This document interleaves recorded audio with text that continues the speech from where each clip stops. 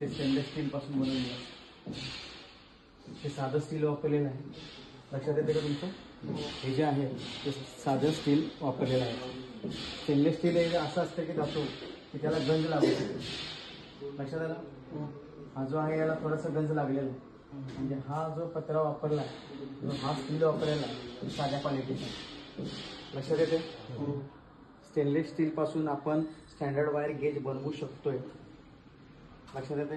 तर ह्याचा उपयोग आपण कशासाठी करतो याची आपण काय करायचं आहे, अभ्यास करायचा आहे. तर अभ्यास करत असताना इकडे पहा, इथं आपण फळ्यावरती पाहिलेलं आहे. इकडे लक्ष द्या.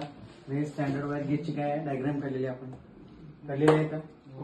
याच्यामध्ये 0 पासून 36 पर्यंत काय असतात? स्लॉट्स असतात.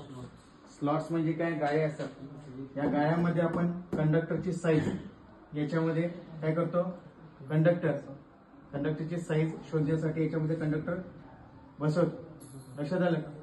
ज्या गाळ्यामध्ये जास्त सैल पण आणि जास्त फिट पण बसत नाही असा गाळा त्या वायरचा काय असतो? गेज असतो. लक्षात येते तुमच्या? येते का लक्ष तुमच्या? ओके. आता याच्यामध्ये बघा 0 to 36 हे जे आहे ते लक्षात येते का? बघा तुमच्या जसा जसा गाळा गेज नंबर जो आहे तो कमी आहे, गेज नंबर कमी आहे, त्याचा व्यास जो असतो तो काय असतो? मोठा असतो किंवा जास्त असतो. गेज नंबर जास्त असतो, जास्त नंबर असतो त्याचा काय असतो? व्यास जो असतो तो काय असतो? कमी असतो. म्हणजे इथे बघा, इकडे लक्ष द्या. 0 नंबरला मोठा व्यास आहे, 36 नंबरला एकदम छोटा आहे. 36 नंबरला एकदम छोटा आहे, 36 नंबरला एकदम बारका छोटासा व्यास दाखवलेला आहे का? म्हणजे याचा अर्थ काय होतो? जेवढा गेज नंबर कमी तेवढा तारेचा व्यास काय दाखवतो? जास्त दाखवतो. गेज नंबर हा जास्त असतो त्याचा व्यास काय असतो?